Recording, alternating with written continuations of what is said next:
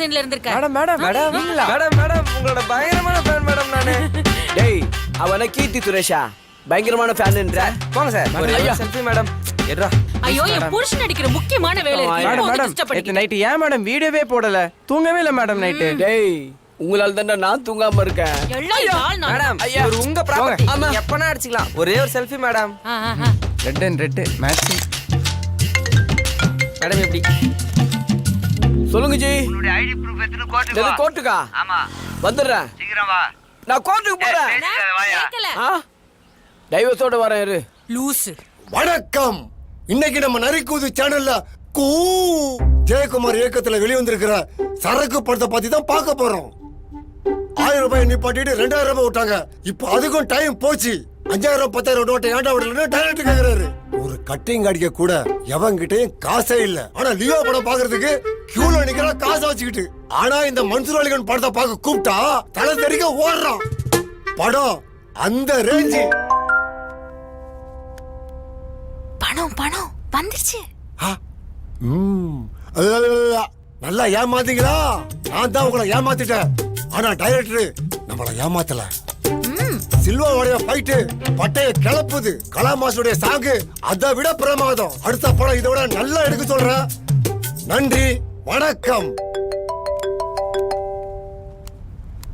Hello கோர்ட்டுக்கு வா. இது கோர்ட்டுக்கா? ஆமா எனக்கு ஜாமீன் கிடைச்சிடுச்சா? கிடைச்சிரும். உண்மையாவா? ஏமா லைட்டா போட்டு கேமரா மூடுமா? இந்த நீதிமன்றம் பல விசித்திரமான வழக்குகளை சந்தித்திருக்கிறது யுவர் ஆனர். ஆண்டவன் மனிதர்களை சமமாக படைத்தான்.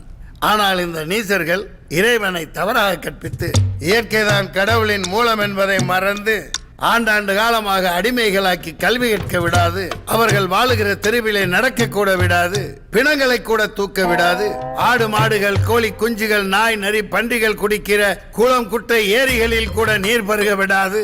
இந்த நாசகார விசமிகள் மனித பிண்டங்களுக்கு மத்தியிலே சமத்துவம் ஜனநாயகம் சகோதரத்துவத்தை போதிக்கிற ஒரே இடமாக மதுக்கூடங்களும் திரைக்கூடங்களும் திகழ்கிறது யுவரான.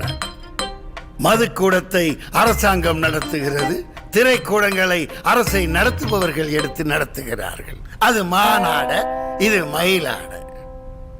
முன்பெல்லாம் ஜாமீன் வேண்டுமென்றால் அரசியல்வாதிகளை போய் பார்ப்பார்கள். இந்த காலத்தில் படத்தை ரிலீஸ் செய்ய வேண்டும் என்றாலே அரசியல்வாதிகளை பார்க்க வேண்டியது இருக்கிறது யுவரான. நீதி தேவதையே அழகிய நெத்தியில் கை வைத்து விட்டால் எப்படி? அப்படியே சுத்தில எடுத்து மண்டையில போடு. மிஸ்டர் திருப்பதி, உங்க மேல இருக்க கேஸ் என்னன்னு தெரியுமா? சொல்லுங்க. நில்லு, இங்க வா. குடிச்சிருக்கியா? இவர் வழி கேட்டாரு, நான் காமிக்க வந்தேன். எதுவும் பேசாத, ஊது.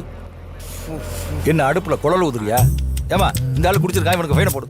சார் இவர் லிஃப்ட் கேட்டாரு, நான் ஏறி வந்தேன். யாருன்னு தெரியாது சார். நீ குச்சன்னு சொல்றாத. யாருன்னு தெரியாது சார். நீ குச்சன்னு சொல்லாத. ஊதுறாத, நீ ஊதுறாத. சரி பரவாயில்ல, இங்க வா. மொத்த வசூல் இங்கே பண்ணிடலாம். அந்த மூலையில வைன் ஷாப்பு, இங்க பூனை மாதிரி பதுங்கி பிடிக்கிறவனுக்கு வெக்கமா இல்ல? போலீஸ்காரங்கிட்டயே இவ்வளவு திமிரா பேசுவீங்க? நாங்க குடிக்கிற காசுல தான் உங்களுக்கு சம்பளமே தர்றாங்க. வாரமான இல்ல. இவனுக்கு 20,000 ரூபாய் ஃபைன் போடணும். என்ன பிடிச்சிருக்கா? ஊதியா?